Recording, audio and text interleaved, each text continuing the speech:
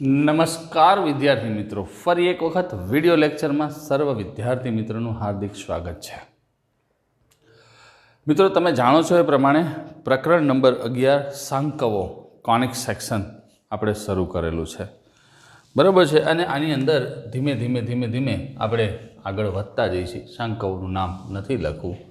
ગયા લેક્ચરની અંદર મેં તમને કીધું હતું કે થિયરમ સ્ટાર્ટ નથી કરતો, પણ એક સામાન્ય માહિતી તમને આપી હતી કે સાંકવો શું છે, સાંકવો કેવી રીતે બને, સાંકવો કે શંકુમાંથી જ આ વસ્તુ, કોણની અંદરથી જ આ વસ્તુ બધી આપણે બનાવેલી છે, બરાબર છે. માની લો કે એક નિશ્ચિત રેખા આમ લઈ લીધી હોય, એલ ની જરૂરિયાત નથી, પણ એમાં છેદતી એક બીજી રેખા એમ લઈ લીધી હોય, જનરેટર જેને કહેવાય છે.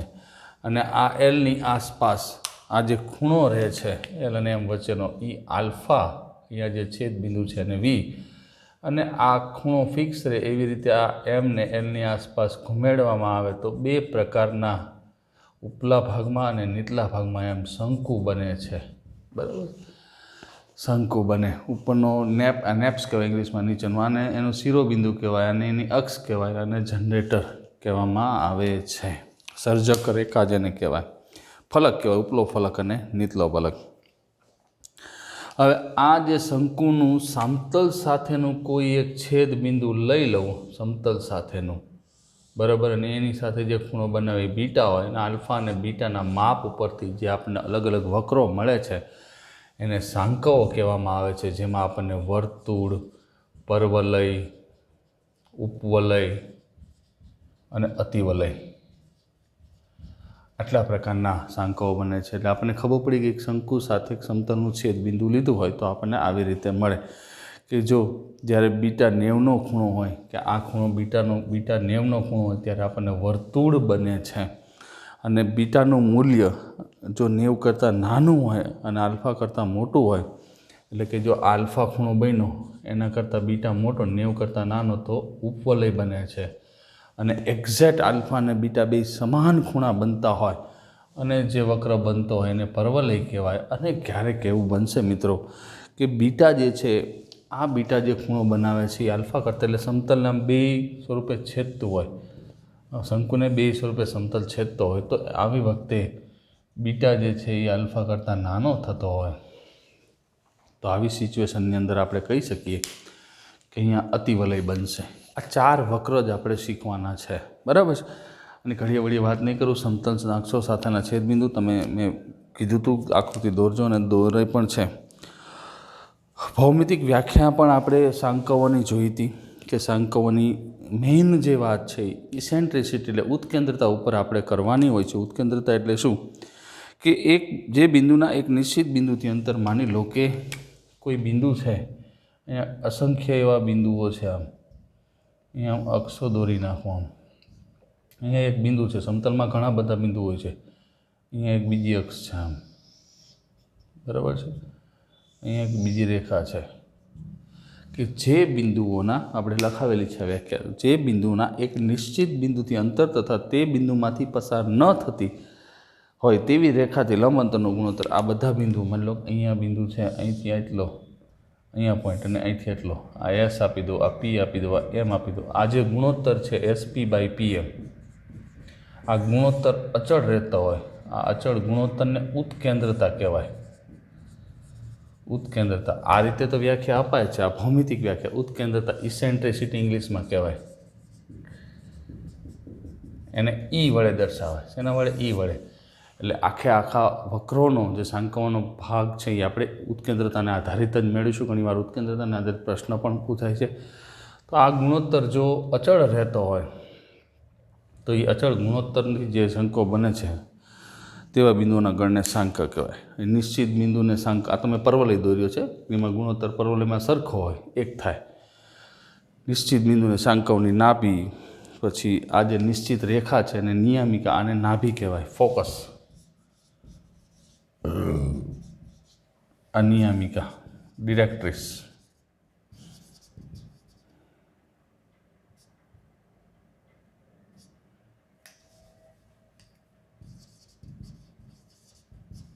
ડિરેક્ટ્રિસ બરાબર, આ એની ઉપરનું બિંદુ છે. તો આવી રીતે અલગ અલગ વાત થાય છે.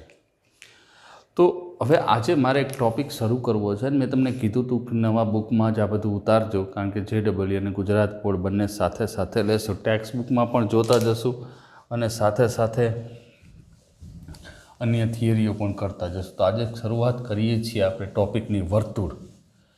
જો મિત્રો થિયરી ઉપર જ ફોકસ વધારે કરશું અહીંયા, જેથી કરીને આ બધા માટે અઘરો ટૉપિક છે અને તમારા માટે ફેવરેટ ટૉપિક થશે, પણ કહું એટલું કરશો તો. વર્તુળ, બરાબર છે. તો અહીંયા વર્તુળમાં શું કીધું છે? ચોક્કસ સમતલના બિંદુથી સમાન અંતરે. હું મારી રીતે થોડીક વાત વધારે કરું છું. ઉત્કેન્દ્રતા. વર્તુળ એટલે કે સર્કલ ઇંગ્લિશમાં એવા કહેવાય. વર્તુળ, સર્કલ. શાંતિથી સમજશું, કોઈ જ ઉતાવળ નથી, કોઈ જલ્દી નથી, પરેશાની જેવું કંઈ છે નહીં. જેટલું સ્પષ્ટ સમજાશે એટલી જ વધારે ને વધારે મજા આવશે. શું છે સર્કલ, શું છે વર્તુળ? એક પછી એક વાત આપણે જો ભૌમિતિક વ્યાખ્યા આપી હતી મેં, એના આધારિત વાત કરું તો જે શાંકોની ઉત્કેન્દ્રતા શૂન્ય હોય એવા શાંકોને વર્તુળ કહેવાય. આ નવી વ્યાખ્યા છે. જે શાંકોની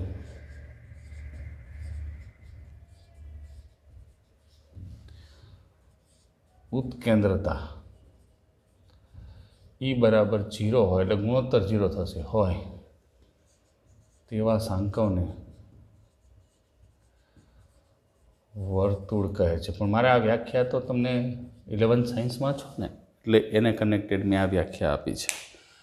બરાબર છે. પણ આપણે આખી વસ્તુ અલગ રીતે સમજવાની છે અને વ્યવસ્થિત રીતે. એના ટેક્સ્ટ બુકના દાખલા તો રમતા રમતા તમારે થઈ જશે.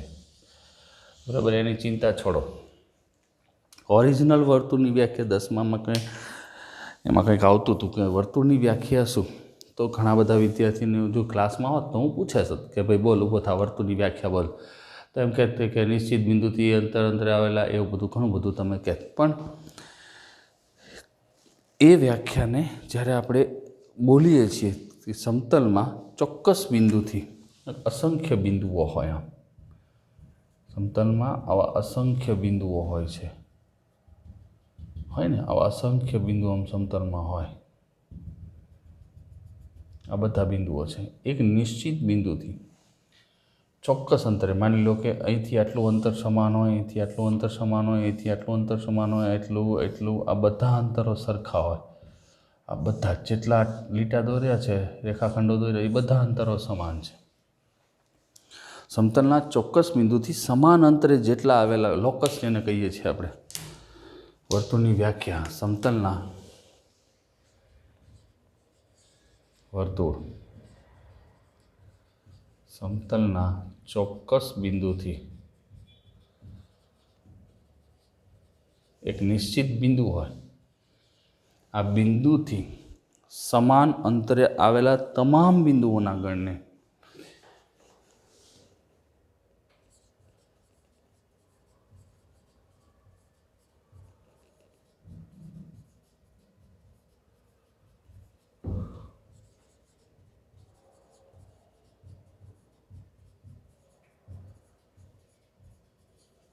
વર્તુળ કહે છે.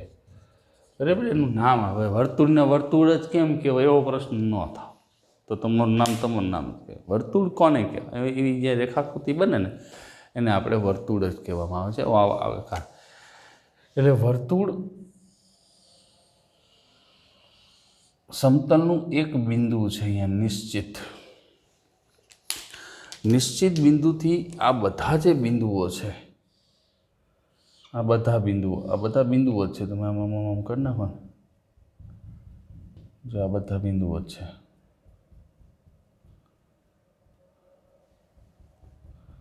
આ બધા બિંદુઓ આ એક નિશ્ચિત બિંદુથી સમાન અંતરે, ગમે એ બિંદુનું અંતર તમે માપો તો એ સમાન જ રહેતો હોય.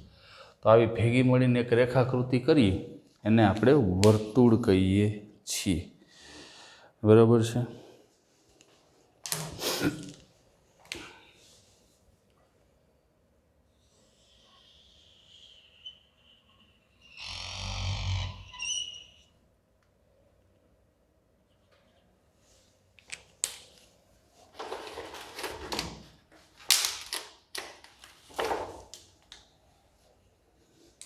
આ જે છે એ નિશ્ચિત બિંદુ છે,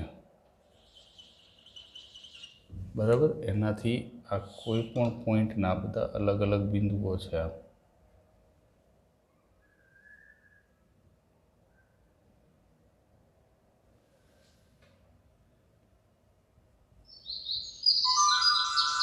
તો બિંદુ એક સમાન અંતરે આવેલા હોય, બરાબર. સમાન અંતરે આવેલા બધા બિંદુઓ હોય. આ બધાથી અહીંના આમ અંતર તમે માપો ને, બધા સમાન અંતર થતા હોય.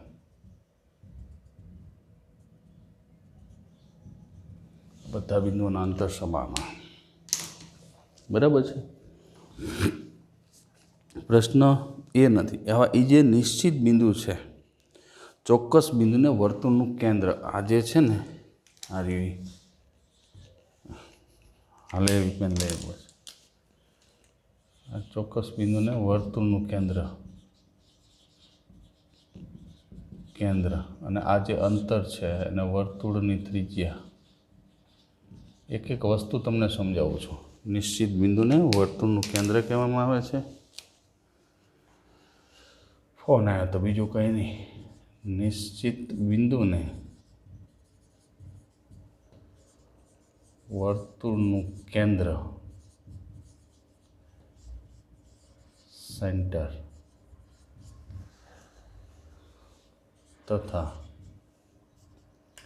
નિશ્ચિત અંતરને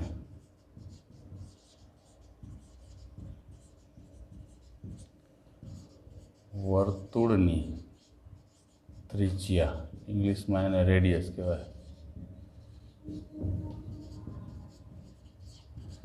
બરાબર. નિશ્ચિતને અંતરને ત્રિજ્યા કહેવાય, રેડિયસ, અને ઓલાને કેન્દ્ર કહેવામાં આવે છે, સેન્ટર, બરાબર છે. આવું ચોપડીમાં આપણને સ્પષ્ટ આપેલું જ છે. હવે વાત થઈ વર્તુળની કેવી રીતની ગોઠવણ કરવી, વર્તુળની વાત. હવે વાત કરીએ છીએ વર્તુળના સમીકરણોની, કે વર્તુળનું સમીકરણ આપણી ટેક્સ્ટ બુકની અંદર મિત્રો લિમિટેડ ઇન્ફોર્મેશન છે. અગાઉ મેં તમને કીધું, હજી એ કહું છું, મને જેમ રિક્વાયરમેન્ટ ઊભી થતી જશે એમ પ્રમાણે હું તમને સમીકરણોની વાત કરતો રહીશ. હવે આપણી ટેક્સ્ટ બુક જુઓ ને તો તમે પાના નંબર રાખો ઉગાડો 230 ઉપર, બરાબર. ને વર્તુળની સીધી વાત કરી દીધી છે. એક વર્તુળનું સમીકરણ આપીને પછી જય સીતારામ, બધી જ વસ્તુ પૂરી કરી દીધી છે. હવે હું શું કરું છું કે વર્તુળનું સમીકરણ લઉં છું. કેવી રીતે આપણે વર્તુળનું સમીકરણ મેળવીશું એ જરાક આપણે જોઈ લઈએ. વર્તુળનું સમીકરણ,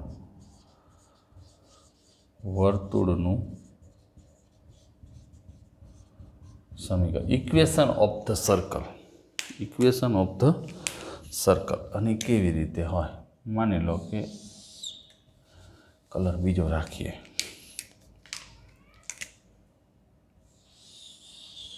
આ એક વર્તુળ છે, કેન્દ્ર છે, અહીંયા એક બિંદુ છે. અહીંથી આટલું અંતર, કેન્દ્રને જનરલી આપણે સી નામ આપીએ છીએ. આટલું અંતર આર છે, બરાબર. આ PXY વર્તુળ ઉપરનું કોઈ બિંદુ છે ને આ HK કેન્દ્ર છે. CHK જે છે એ વર્તુળનું કેન્દ્ર છે. શું કહેવા માંગે છે એ જોઈ લઈ. ધારો કે CHK વર્તુળનું કેન્દ્ર અને વર્તુળની ત્રિજ્યા R છે. ધારો કે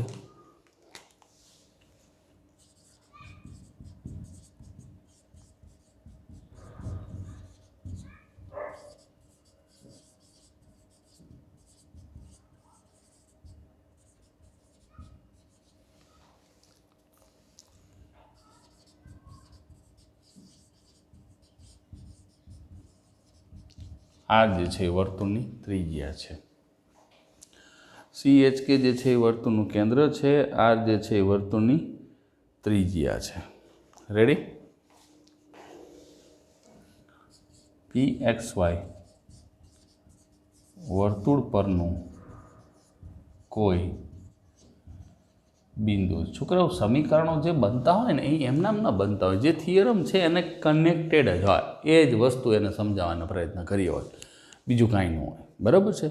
એટલે તમારા મગજમાં એ ફોકસ ખાસ રાખવાનો, અને એક ન આવા ઘણા બધા આમ જેટલા દોરો એટલે બધી ત્રિજ્યાઓ છે, અને એક વર્તુળમાં 1 લાખ નહીં 50 લાખ ત્રિજ્યા દોરો તો બધાને માપ સરખા હોય, એ આપણને ખબર છે, 10મા ધોરણમાં આવી ગઈ છે. હવે વાત કોઈ વર્તુળ પરનું કોઈ બિંદુ છે. હવે અહીંથી આ બધા જેટલા બિંદુઓ હશે ને, બધા બિંદુઓ એ સરખા અંતર આ રહ્યા હશે. હવે વ્યાખ્યા પરથી શું કહે કાંઈ, વ્યાખ્યા પરથી તો કે કેન્દ્રથી અચળ અંતરે આવેલા એટલે આ સી અને પીનું અંતર જે છે આર થશે, ત્રિજ્યા જેટલું, બરાબર, આ ત્રિજ્યા જેટલું થશે, બરાબર છે. તો અહીંયા CP² બરાબર R² થાય, બંને બાજુ વર્ગ કરું તો શું થાય, CP² બરાબર R². તો મિત્રો આ તો અંતરસૂત્ર જેવું થઈ ગયું, બરાબર. આ શું થઈ ગયું, અંતરસૂત્ર જેવું થઈ ગયું ને આપણને કાયદેસર અંતરસૂત્ર જ આપણને મળે છે, CP² બરાબર R². તો જો પી વર્તુળ ઉપરનું કોઈ બિંદુ છે, સી કેન્દ્ર છે, તો બે વચ્ચેનું અંતરસૂત્ર આપણે જોયું હતું કે એક્સિયમના તફાવતનો વર્ગ અને વાયએમના તફાવતનો, એટલે આમ લખી શકાય x માઇનસ h નો વર્ગ y માઇનસ k નો વર્ગ બરાબર R², બરાબર છે. x માઇનસ h નો વર્ગ y માઇનસ k નો વર્ગ અંતરસૂત્ર આપણી પાસે છે જ, બરાબર. અંતરસૂત્ર હવે આને બોક્સમાં મૂકી દઈ, જે HK કેન્દ્ર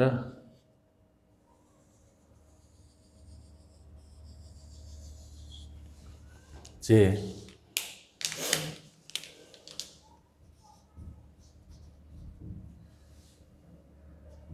HK કેન્દ્ર અને R ત્રિજ્યાવાળા વર્તુળનું સમીકરણ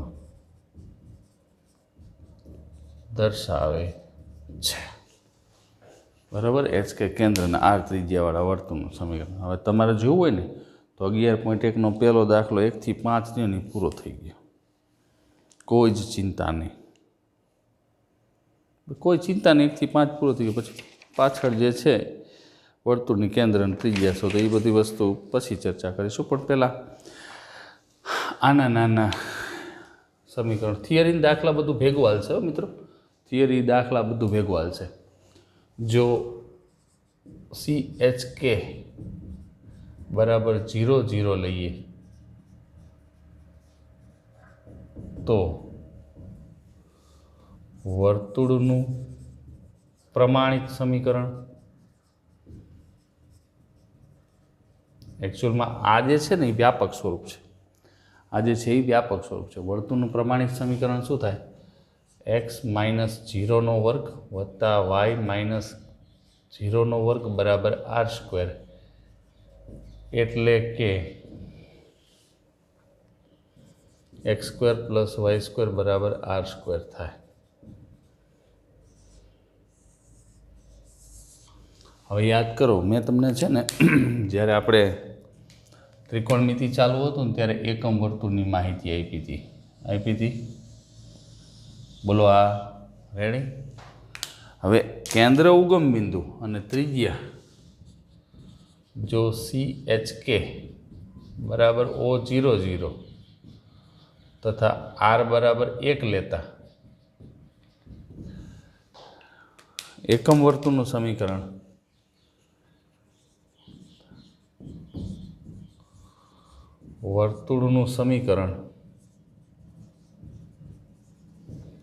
x² પ્લસ y² બરાબર 1 થાય, જે એકમ વર્તુળ કહેવાય. દરેક વસ્તુની માહિતી, બરાબર છે. આ ક્લિયર વસ્તુ થઈ ગઈ આપણી પાસે. એટલે આમ જુઓ ને તો વર્તુળનું જે આને વ્યાપક જ કહેવાય, ન કહેવાય એવું નથી, પણ વ્યાપક સમીકરણને હજી આપણે થોડુંક વધારે વ્યવસ્થિત રીતે સમજવાનું છે. આડેધડ ચાલતું નથી, પણ જેટલું સ્પષ્ટ સમજાશે એટલી જ વધારે ને વધારે મજા આવશે. હવે અહીંયા તમે કઈ રીતે આની આગળ વાત, આના ભિન્ન ભિન્ન કિસ્સાઓની ભિન્નથી આપણી ચોપડીમાં જોઈએ ને તો ચોપડીમાં વાત પૂરી કરી નાખી છે, બરાબર. માની લો કે 11.1 મારે ઉકેલવું છે, 11.1 બધું ભેગું જ આવશે, આ ખાસ ધ્યાન રાખજો, મેં તમને પહેલાં કીધું થિયરી આવશે ને દાખલા આવશે, બધું ભેગું જ આવશે, મિક્સ પૂરું થઈ જશે, એની કોઈ ચિંતા નથી. 11.1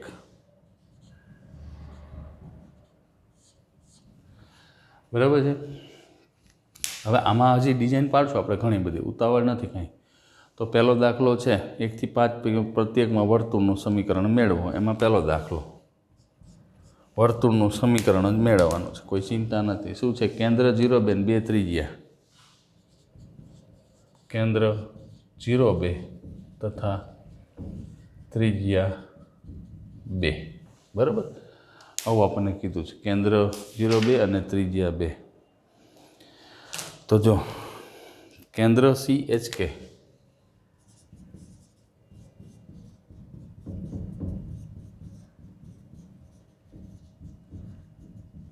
R બરાબર 2 માટે વર્તુળનું સમીકરણ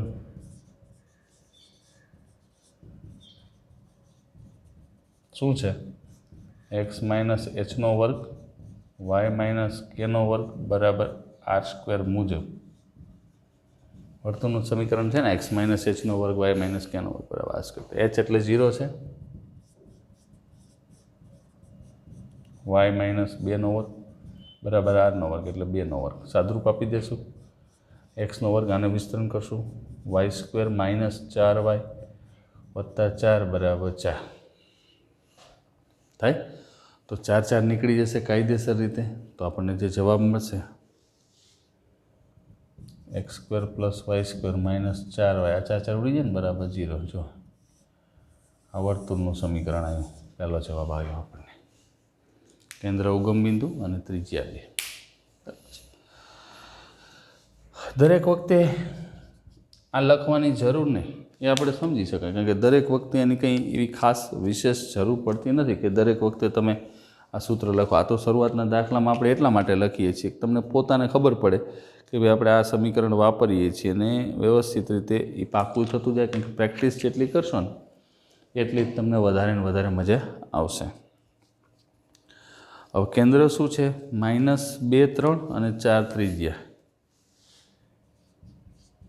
કેન્દ્ર CHK બરાબર C માઇનસ 2 3 છે.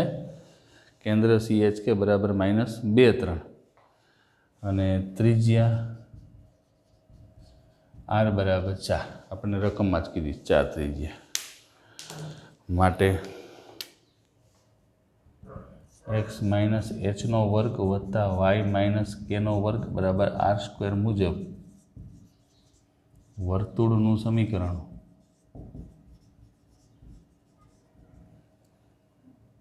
x માઇનસ માઇનસ પ્લસ થઈ જશે, પ્લસ 2 નો વર્ગ y માઇનસ 3 નો વર્ગ બરાબર 4 નો વર્ગ. આમ થાય. સાદુરૂપ આપી દેશે, x નો વર્ગ વત્તા 4x વત્તા 4, આમાં ભૂલ નહીં કરવાની, y નો વર્ગ માઇનસ 6y વત્તા 9 બરાબર 16. કારણ કે જેટલું સ્પષ્ટ સાદુરૂપ તમે આપશો એટલી જ તમને વધારે ને વધારે મજા આવશે. અને તમે સાદુરૂપમાં જો પ્રોબ્લેમ ઊભા કરશો તો પછી તમે સાદુરૂપ આપી શકશો નહીં. અને જેટલું સ્પષ્ટ સમજાશે એટલી જ તમને વધારે ને વધારે મજા આવશે. તો હવે અહીંયા કાયદેસર રીતે આની ગોઠવણ કરીએ. તો જો x નો વર્ગ વત્તા y નો વર્ગ વત્તા 4x ઓછા 6y. હવે 9 ને 4 કેટલા થાય? 13. 16 આ બાજુ આવશે એટલે -3 બરાબર 0 થાય ને. 16 એ બાજુ નીકળી જશે એટલે -3 બરાબર 0. તો આ જવાબ થશે.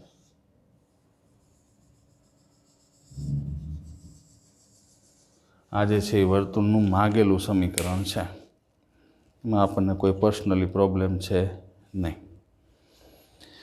રેડી? તો આ રીતે કોઈ પણ વાત તમે ગોઠવી શકો છો. ઘણા બધા દાખલાઓ છે, 3 દાખલાઓ છે હજી બાકી. પહેલાં એને પૂરા કરી લઈને પછી પાછળ જોઈશું ને તો આપણે પ્રશ્નો છે જો 6 થી 9 પ્રત્યેકમાં વર્તુળનું કેન્દ્ર અને ત્રિજ્યા શોધો, તો એ પણ આપણે ગણીશું, એમાં કંઈ ચિંતા નથી. પણ એ પહેલાં હું થિયરમ પણ તમને વધારે થોડીક આપવી પડશે. પહેલાં આને પૂરું કરી દઈએ. ત્રીજો જે કેન્દ્ર 1/2 1/4, કેન્દ્ર જે છે 1/2 1/4,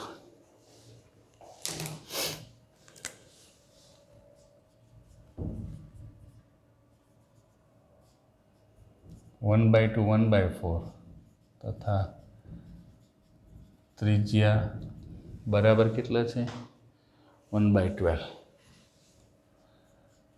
1/12 હવે અહીંયા મારે એચ કે અને એ બધું લખવાની કોઈ વિશેષ જરૂર નથી કારણ કે આપણને બધાને ખબર પડી જ ગઈ છે કે આમાં શું પ્રોસેસ થાય છે બરાબર એટલે એમાં કંઈ વિશેષ જરૂર નથી લખવું હોય તો CHK બરાબર 1/2 1/4 અને R બરાબર 1/12 બરાબર R બરાબર કેટલા છે 1/12 અને હવે વર્તુળનું કાયદેસરનું સમીકરણ આપણે લખી નાખીએ કાયદેસરનું એનું સમીકરણ શું થશે એ જરાક જોઈ લઈએ માટે વર્તુળનું સમીકરણ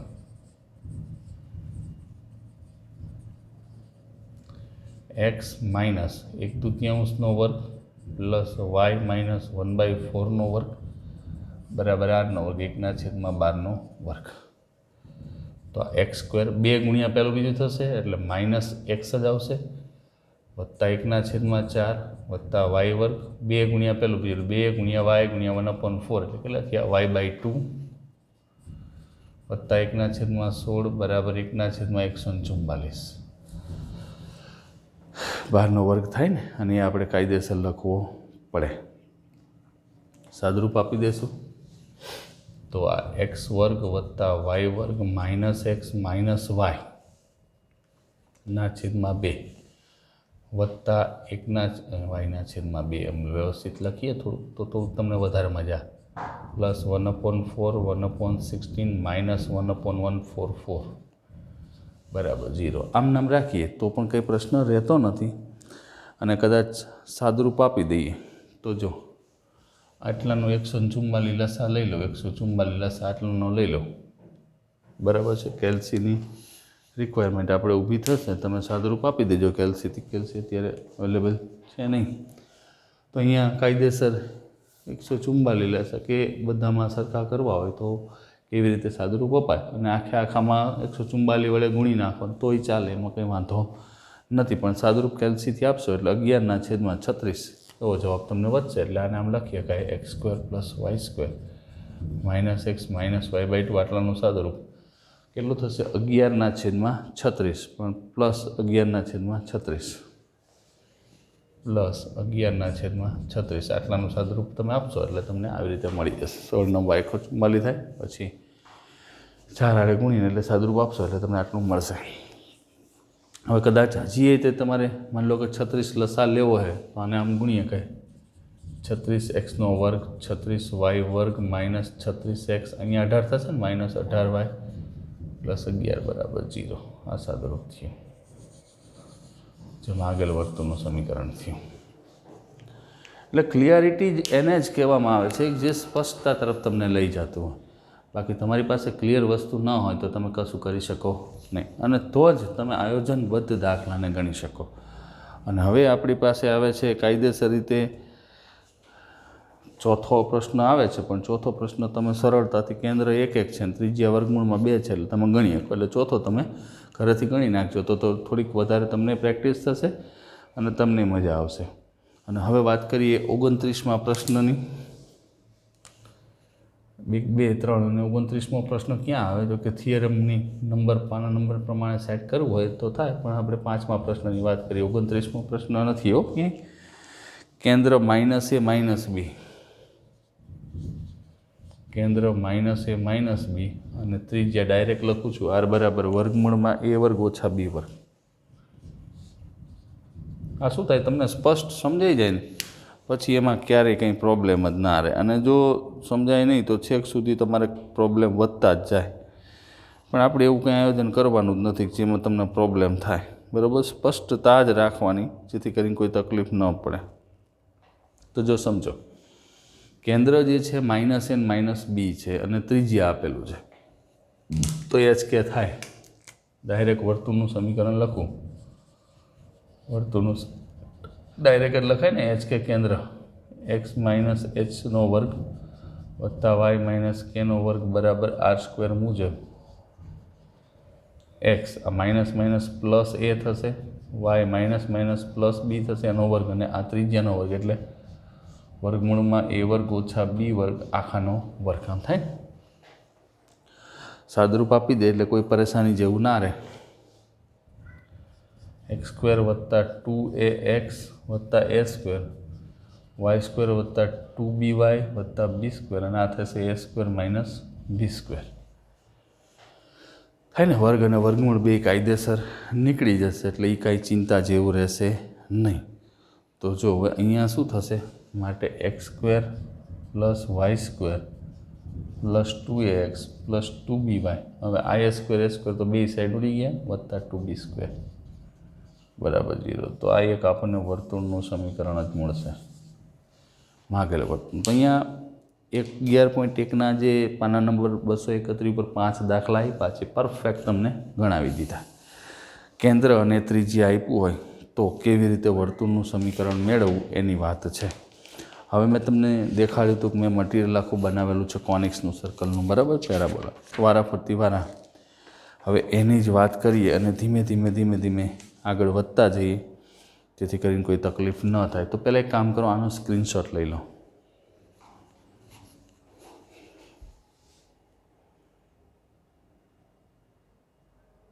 રેડી? હવે છોકરાઓ સ્ક્રીનશોટ લઈ લીધો. હજી તો થિયરી આજ હજી શરૂ કરી છે. દાખલા વચમાં હું ગણાવતો રહીશ એટલે તમને હું કોન્ફિડન્સ જળવાઈ રહે. નહીં તો આપણે જતા ક્યાં હોય, તમે ક્યાં હોય, બધે પ્રોબ્લેમ વધે એવું આપણે આયોજન કરતા જ નથી. બરાબર? શાંતિથી. આ છે ને વર્તુળનું સમીકરણ છે જેનું કેન્દ્ર એચ કે છે અને ત્રિજ્યા આર છે. હું તમને છે ને બીજું એક વર્તુળનું વ્યાપક આ જ સ્વરૂપનું પણ થોડુંક વ્યાપક સ્વરૂપ લખાવું, થોડાક નવા ફોર્મમાં, કે જે તમને બહુ જ હેલ્પફુલ થશે દાખલાને કેવી રીતે સેટ કરવો એના માટે. જો ધારીએ ને તો હવે દાખલા કેટલા બાકી રહ્યા કહું, 6 થી કરીને 15 સુધી 9 દાખલા બાકી રહ્યા. આજ ને કાલના લેક્ચરમાં પૂરું થઈ જાય, પણ એ આપણે પૂરું કરવા હાટું નથી ગણતા. બરાબર? જે ટૉપિકમાં જે રિક્વાયરમેન્ટ છે એ આપવી જ પડે, એ ફરજમાં આવે મારી અને પાકી કરવી પડે, એ જવાબદારીમાં આવે તમારી. તો આ હતી ફરજ અને જવાબદારી વચ્ચેની વાત. તો જો છોકરાઓ, હવે શું કરીશું આપણે, થિયરમ ઘણી બધી લખવાની છે.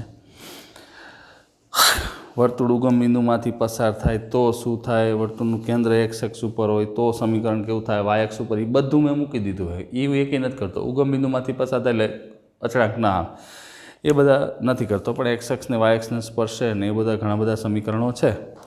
પણ એ પહેલાં વર્તુળનું વ્યાપક સમીકરણ, બરાબર છે, જનરલ ઇક્વેશન ઓફ સર્કલ, વર્તુળનું વ્યાપક સમીકરણ, બરાબર. અને એ પહેલાં તમને પોતાને ખબર પડવી જોઈએ કયું સમીકરણ વર્તુળ દર્શાવે છે. તમને એ તો ખબર, ગમે એ સમીકરણ લખ્યું હોય વ્યાપક સમીકરણ, એ પહેલાં આપણે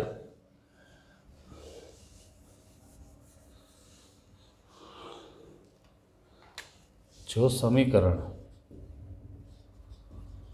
કોઈ પણ સમીકરણ વર્તુળ દર્શાવે તો અને તો જ તે નીચેની શરતોનું પાલન કરતું જ હોય, કરે છે. બરાબર? એની શરતો લખશું, સાથે સાથે અહીંયા વર્તુળનું વ્યાપક સમીકરણ લખશું. વ્યાપક સમીકરણ, બરાબર. આ બે ટોપિક એક સાથે જ ચલાવશું, બરાબર છે. વર્તુળનું વ્યાપક સમીકરણ x square plus y square, એકચ્યુઅલમાં ઓલું જે આપણે ગણ્યું હતું ને, એક્સ માઇનસ એચનો વર્ગ વાય માઇનસ કેનો વર્ગ બરાબર આ જ વસ્તુ લખવાની છે. જો આમાં શું થાય, એક્સ સ્ક્વેર માઇનસ 2hx વત્તા એચનો વર્ગ વત્તા વાય સ્ક્વેર માઇનસ 2ky વત્તા કેનો વર્ગ બરાબર આર સ્ક્વેર, આમ થાય. હવે આને હું થોડુંક આને આમ લખીએ કે x square plus y square minus 2hx minus 2ky બરાબર r² minus k² minus h² આમ થાય. આને હું થોડાક નવા ફોર્મમાં લખું છું કારણ કે HKનું જે સ્વરૂપ છે ને એને થોડોક ચેન્જ કરી દઉં. y² વત્તા 2gx વત્તા 2fy વત્તા c બરાબર 0. આમાં છે ને આ જે માઇનસ 2h છે એને 2g કહી દઉં, માઇનસ 2k છે એને 2f કહી દઉં અને આને આખાને c કહી દઉં છું. બરાબર છે. આ વર્તુળનું વ્યાપક સમીકરણ છે. HK કેન્દ્રના 2gx વ્યાપક સમીકરણ સરખાવી દઈ. જ્યાં કેન્દ્ર આની આ સરખાવી તો 2g બરાબર માઇનસ 2h થાય ને, પણ એવું કંઈ સરખાવવાનું નથી, સીધું જ તમે યાદ રાખી દો એટલે બીજી કોઈ મગજમારી ન થાય. આનું કેન્દ્ર માઇનસ g માઇનસ f ઓલા આરે સરખાવીએ કહે તથા ત્રિજ્યા r બરાબર વર્ગમૂળમાં g² plus f² minus c. બરાબર. ત્રિજ્યા જે છે વર્ગમૂળનો h² વત્તા k² માઇનસ c થાય એમ અહીંયા આપણે g² plus f² minus c. આ સમીકરણ છે, કોઈ પણ સમીકરણ. હવે આમાં ઉપરથી જો કોઈ પણ x² અને y² ના સહગુણકો, આ સમીકરણ છે એ વર્તુળ દર્શાવે છે, વ્યાપક સમીકરણ. કોઈ પણ સમીકરણ તમને લખી દઉં અને તમને જોઈને ખબર પડી જવી જોઈએ કે આ સમીકરણ વર્તુળ દર્શાવે છે કે નહીં. તો એના માટે પહેલી શરત શું કે વર્તુળના વ્યાપક સમીકરણ પરથી સ્પષ્ટ થઈ જાય કે x² અને y² ના સહગુણકો સમાન હોય. x² તથા y² ના સહગુણકો સમાન હોય. આપણે એક રાખીશું. એનો મતલબ કોઈ પણ સમીકરણ આપ્યું તમને આમ જ આપ્યું x² વત્તા 3y² વત્તા 2x વત્તા 6y વત્તા 4, તો આ સમીકરણ વર્તુળ દર્શાવે? ન દર્શાવે. શું કામ? તો કે પહેલાં x² અને y² ના સહગુણકો જે છે, સહ એટલે સાથે, ગુણક એટલે ગુણાયેલા, એ સમાન હોવા જોઈએ. અહીંયા જુદા જુદા છે. અહીંયા 3 હોય તો ચાલે, તો પછી આપણે 3 વડે ભાગી નાખીશું. બરાબર. પણ અલગ અલગ હોય તો ચાલતા નથી. રેડી. પછી બીજું xy નો સહગુણક 0 હોય. xy નો આ રકમમાં જોશો તો xy વાળું પદ નથી. અહીંયા કદાચ તમને આમ આપી દો વત્તા 4xy, તો આ વર્તુળ કોઈ દી ન બને. કોઈ દિવસ વર્તુળ જ ન હોય સમીકરણ. બધા સમીકરણ ભેગા થાય ને એટલે એને ઓળખવા પડશે. એટલે xy નો સહગુણક 0 એટલે xy વાળું પદ નથી. બરાબર છે. પછી એ સિવાય x અને y એ દ્વિઘાત સ્વરૂપમાં હોવું જોઈએ. x અને y કેવા હોવા જોઈએ? દ્વિઘાત સ્વરૂપમાં, ક્વાડ્રેટિક ફોર્મમાં.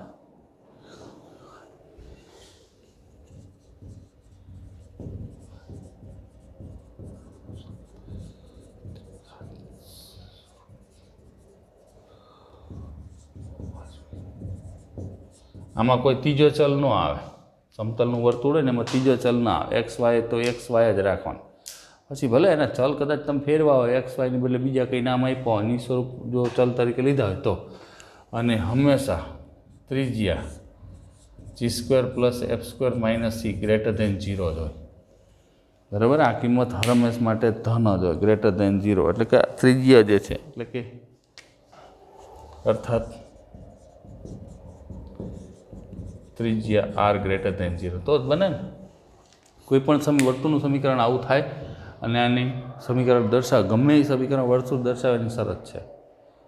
બરાબર. આ વસ્તુ તમારા મગજમાં ક્લિયરલી સેટ થઈ જવી જોઈએ, તો જ વધારે ને વધારે મજા આવશે. છોકરાઓ વાત તો આ ખાઈને લગીને કરું તોય ખૂટે એમ નથી, પણ આપણે એ વસ્તુ મગજમાં રાખીને જ ચાલશું ક્યાં આપણે અટકવાનું છે ને ક્યાં આપણે ગોઠવવાનું છે. હવે આમાં શું થાય, કોઈ પણ સમીકરણ હમણાં જ આપણે મેળવ્યું કે ભાઈ 0, 2 કેન્દ્રને હમણાં આપણે ન મેળવ્યું 0, 2 કેન્દ્ર. પહેલો દાખલો ગણ્યો 0, 2 કેન્દ્ર અને કઈ ત્રિજ્યા હતી તો કે 2 ત્રિજ્યાવાળા વર્તુળનું સમીકરણ. જોજો હમણાં પહેલો જ દાખલો ગણ્યો એમાં આપણે આમ મેળવ્યું x² plus y² minus 4y બરાબર 0. હવે માની લો કે આવું સમીકરણ તમને આપી દો, આનું કેન્દ્ર અને ત્રિજ્યા ગોતો.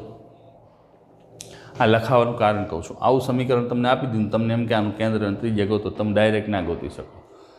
બરાબર. અઘરું પડે. ઇમ્પોસિબલ કંઈ નથી ગણિતમાં, પણ અઘરું પડે. બરાબર છે. તો તમારે શું કરવું પડે? આને પહેલાં સરખાવી દો. તો જો x² y² ના જ્યાં નિયમો લખ્યા નહીં તો દરેક વર્તુળના સમીકરણમાં પાલન થતા જ હશે. હો, તમારે શું કરવું? આને આની સરખાવી દો. સરખાવતા તો જો 2g એક્સવાળું પદ છે ના, તો 2g બરાબર 0.